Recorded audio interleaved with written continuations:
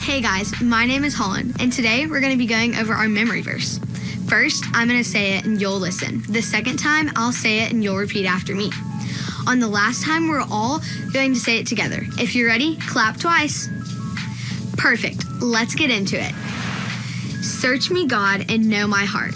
Test me and know my anxious thoughts. See if there's any offensive way in me, and lead me in the way everlasting. Psalm 139, 23 through 24. Now this time, I'm going to say it and you can repeat after me. Search me, God, and know my heart. Test me and know my anxious thoughts. See if there's any offensive way in me,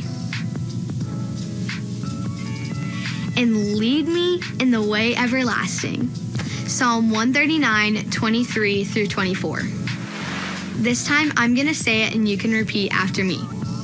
Search me, God, and know my heart. Test me and know my anxious thoughts. See if there's any offensive way in me, and lead me in the way everlasting. Psalm 139, 23 through 24. Okay, guys, let's all say it together. Search me, God, and know my heart. Test me and know my anxious thoughts. See if there is any offensive way in me, and lead me in the way everlasting. Psalm 139, 23 through 24. Great job, everybody. Keep working on the verse, and we'll see you next time. What's up? Welcome to the Let's Go Show. We've been having a lot of thoughts lately. Lots of thinking. If you've been with us, we're talking about our thought life, like the way we think. We learned that from the center of our being, our hearts, comes the way we think and feel. A heart focused on Jesus leads to good feelings. A heart focused on ourselves leads us feeling empty. What about things that happen to us that we can't control? I sometimes have no power over how someone might treat me or something bad that might happen to me. It's a matter of how we respond when we're in those situations that counts. What do you usually do when you're upset? I feel like I'm more of an internal processor. Like I try to figure things out on my own. Yeah, I can see that. I know that's not always good because we should always talk to God about it and let someone else know what's going on. True. Not too long ago, I was having a rough day. I don't even remember what got me in a bad mood, probably something silly. Either way, at some point I was so fed up that I snapped. You snapped? I'd avoided talking to people all day, trying to process things, and it turns out all I did was just build up negativity, and I finally let it all out. I was so mean to a friend, and I said some bad things, even though I didn't mean what I said. I felt bad after, and my friend understood what was going on, and he forgave me. I mean, I've been there before. Our thoughts have a huge impact on our words and how we react to those around us. The words we speak can have a big impact on others. You're saying that the words we say are because of how we feel inside? Yep. The condition of our heart determines our thoughts and also our words. I never thought about it that way, but that really makes sense. And that's why our main point for today is my words always reveal my heart. Can you guys think of a time when you had negative thoughts and they influenced your words in a bad way? How could you have responded differently?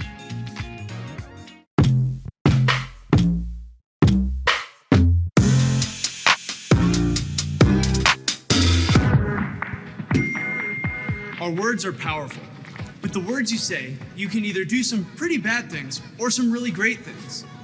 Our words have the power to build people up. Or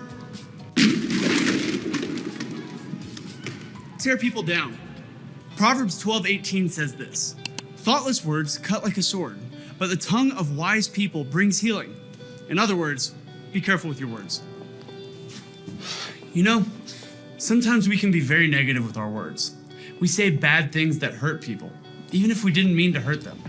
Our words can influence people in a negative way. Here, let me give you an example.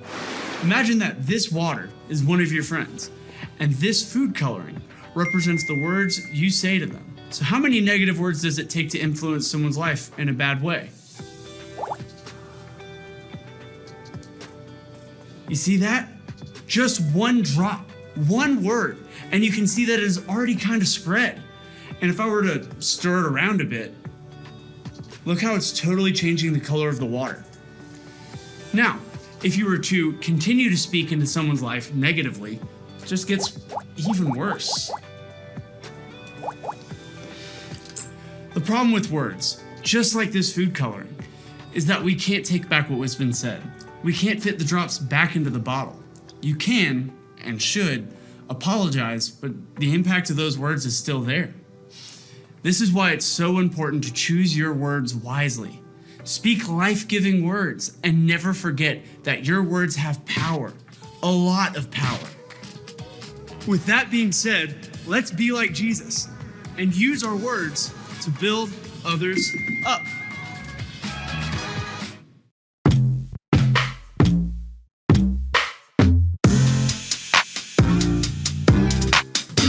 Welcome back to your favorite game show, What Happens Next? The game where we show you a video clip and you have to decide what happens next. Are you ready? Let's get into it. Ooh, this one's gonna be tricky. What do you think's gonna happen? Option A, the helicopter crashes. Option B, the helicopter turns into a submarine and goes underwater. Option C, the pilot gets ejected from the helicopter. Or option D, the guy jumps out of the helicopter and rides the waves.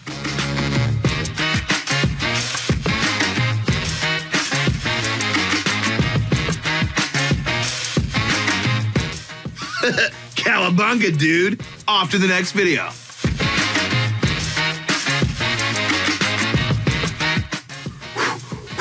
This is gonna be a tough one. What do you think happens next? Option A, he skis off the cliff and lands on top of an airplane.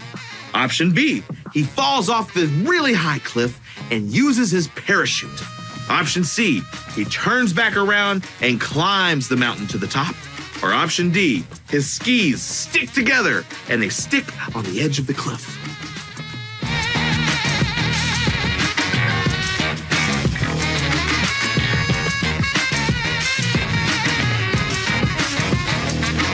Woo! That was a close one. Good thing he had that parachute. Whoa, what do you think's gonna happen next? Option A, they stop spinning and he wins the race. Option B, the go-kart's wheels go flying off and he comes to a screeching halt. Option C, they spin into outer space. Or option D, the go-kart gets hit by a bird. What happens next?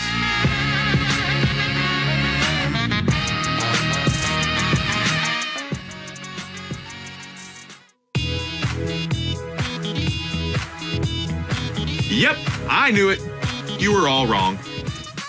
Thanks for playing What Happens Next? We'll see you next time.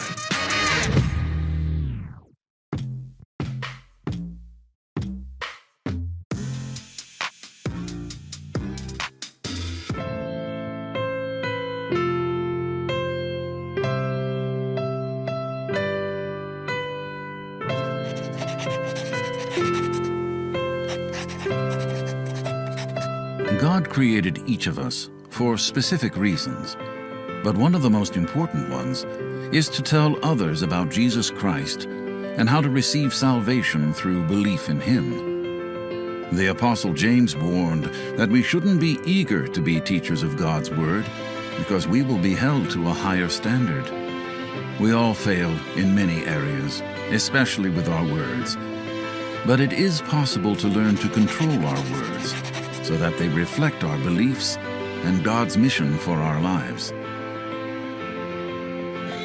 As an example, James tells us that horses don't start out their lives as gentle, trained animals. They are wild creatures with huge, powerful bodies. But with some training and something as small as a bit and bridle in their mouths, we can control the direction in which these massive animals go. By controlling our words, we can control the power and direction of our lives as well. James continues describing how sailing ships are amazing. They can cross huge bodies of water and carry enormous loads of supplies.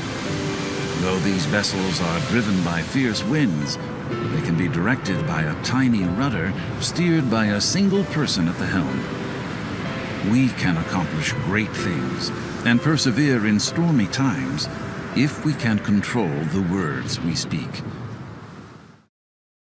The tongue we use to speak is small, but in many ways, it is the most dangerous part of our bodies.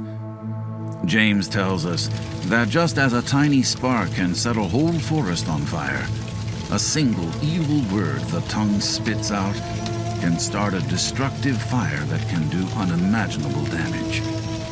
However, just as our words can corrupt our lives and stir up all kinds of evil, they can also do incredible good.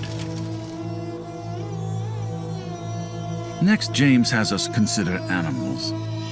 From reptiles to birds, creatures of the sea to beasts of the jungle, humans have tamed and trained every kind of animal on earth. The only thing humans have been unable to tame are their own tongues to keep them from speaking evil. It has deadly potential to spew out poison-filled words, wounding all who hear them. Consider this. On Sunday, we go to church where we use our tongues to speak and sing praises to God, and then a few hours later, we speak words that curse another person who was made in God's image. One minute, our tongues are doing what they were created to, and the next, they are acting out of evil. This should never be. Good and evil cannot come from the same place. Can an apple tree bear oranges, or a saltwater pond produce fresh water? No. So a Christian should not use evil words. Our words should honor God and reflect a godly life. The Bible tells us that Jesus was the Word of God who became flesh. Jesus is our example to follow, and our lives should speak and live out the good words of God.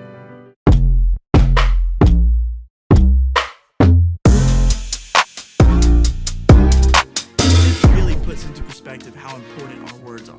Our words can either build others up or tear them down.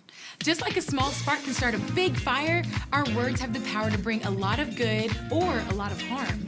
That's why when we talk to others, we need to remember to speak words of life. We need to use words that build people up, not ones that tear them down. If something other than that comes to your mind, you probably shouldn't say it. That's where the source of our words come into play, the condition of our hearts. James reminds us that a spring can't have both fresh and bitter water. In the same way, good words don't come from a bad heart, and bad words don't come from a good heart. If we have negative thoughts, those thoughts will often lead to hurtful words. On the other hand, if we have positive and loving thoughts, our words will reflect kindness and encouragement. We also can't flip-flop and only be nice to some people and then be mean to others. We need to be consistent in the goodness of our words and thoughts. We need to learn not to be affected by every small thing and let it change the way that we feel. Now, the big thing here is we can't fix the problem of our words and thoughts by our strength alone. We need God's help. In Psalms chapter 19, verse 14, we read, "May these words of my mouth, this meditation of my heart, be pleasing in your sight, Lord, my rock and my redeemer." When we ask God to help us control our thoughts, He gives us the strength to use our words to build up people. Like always, it starts with our relationship with Jesus. He was the perfect example when He was here on earth speaking to others with both grace and truth. He was honest, yet He was loving and gracious. Jesus showed us how we should focus on His love in order to love those around us. Even in Jesus' most troubling time, He never spoke a wrong word. He didn't allow His pain to get Him away from His purpose, which was dying on the cross for us. Jesus defeated death and sin, giving us the opportunity to follow Him and become like Him every day. And there are times when we'll mess up, when our thoughts get the best of us, when we say something wrong, but we can always refocus on Jesus. We can let Him transform our hearts to shake the dirt off and try it again. I need to remind myself of this truth and pray for Jesus to help me guard my thoughts so that my words will reflect His love and His grace. Now let's commit to speaking words that honor God and uplift others in all that we say. Let's do it. Yes. Peace. Bye, guys.